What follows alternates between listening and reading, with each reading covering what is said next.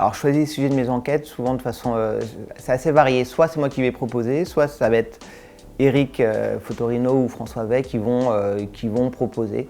On discute ensemble de la faisabilité et ça se fait comme ça, un peu au fil de l'eau, c'est surtout une conversation, quoi. En général, je passe à la rédaction, on se prend 1 heure, on discute et ensuite je lance des pistes, je vais aller contacter les gens potentiellement intéressés et il y a aussi cette contrainte-là, quoi. On essaie de choisir en général des métiers assez symboliques, assez forts et derrière lesquels on imagine en tout cas que les lecteurs s'interrogent. C'est quoi le quotidien d'un marin-pêcheur, un pizzaiolo? L'idée c'est ça. Souvent moi je me considère aussi un peu comme le premier lecteur. C'est ce qui m'intéresserait, a priori je pars du principe ça risque d'intéresser les gens. Et d'aller chercher un peu les coulisses. C'est ça, un marin-pêcheur, ça commence comme ça tout bêtement. C'est quoi le quotidien? Quelqu'un qui va bosser dans une entreprise 9h, 18h, un marin-pêcheur, c'est quoi sa journée à lui? L'idée initiale, c'est ça souvent.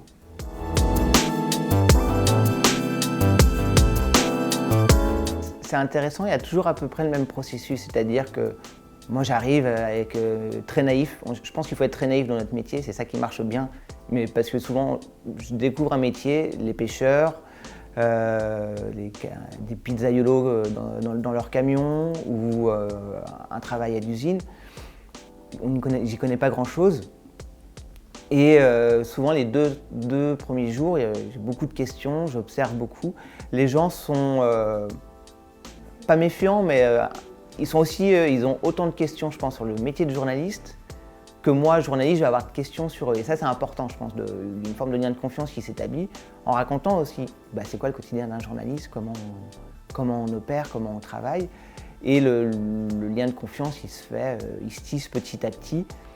Et souvent, je trouve qu'au bout de 2 jours, on a une forme de routine déjà qui s'installe. C'est ça qui est toujours assez incroyable, c'est qu'au bout de 2 jours, sur un bateau de pêche, j'ai mes petites habitudes, j'ai ma place, je sais combien de sucre le patron va prendre dans son café et où est-ce qu'il accroche son pull sur le bateau. Et c'est là où on commence à faire un travail presque plus intéressant parce qu'on est vraiment dans ces petits détails-là.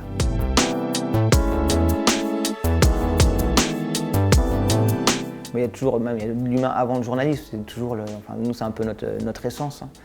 C'est le matériau brut qu'on a et on garde toujours des expériences hyper riches. La chose la plus classique, c'est souvent les gens qui me disent quand tu repasses dans le coin, quand tu repasses dans la région, arrête-toi à boire un café. Et que ce soit en Bretagne, que ce soit en Picardie ou que ce soit dans le Loiret. Et ça c'est toujours très, très sympa et ça ouvre des fenêtres sur des morceaux de vie complètement méconnus ou sous-estimé. Moi, c'est ça que je trouve génial. Je pars en reportage, j'ai une idée approximative de ce que je vais trouver. C'est jamais exactement ça. Et c'est ça l'intérêt. L'intérêt du reportage, c'est quand il y a un décalage entre ce que tu imagines au début et ce que tu as à la fin.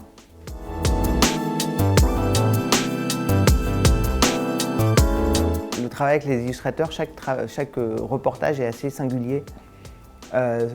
Je peux aller sur place, je fais des photos, je les donne je transmets à l'illustrateur qui s'inspire des photos et qui va faire ses dessins.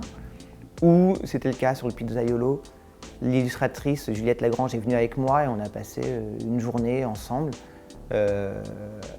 sur le terrain. Et donc là, c'est aussi très intéressant parce qu'il y a une interaction. Moi, je vais lui dire tiens, cette chose est intéressante, je pense que j'en parlerai dans mon papier. Elle va aller croquer la chose en question. Donc là, il y a une vraie interaction qui est quasiment du direct. Et puis, il y a aussi parfois des situations où j'ai pas eu l'occasion de faire de photos, j'ai pas pu. Et donc là, on se retrouve avec le dessinateur.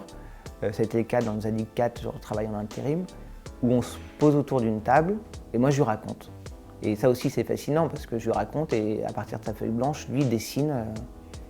Il dessine ce que je lui dis et au final, ce que je voyais en reportage se termine sur sa feuille juste après, quoi.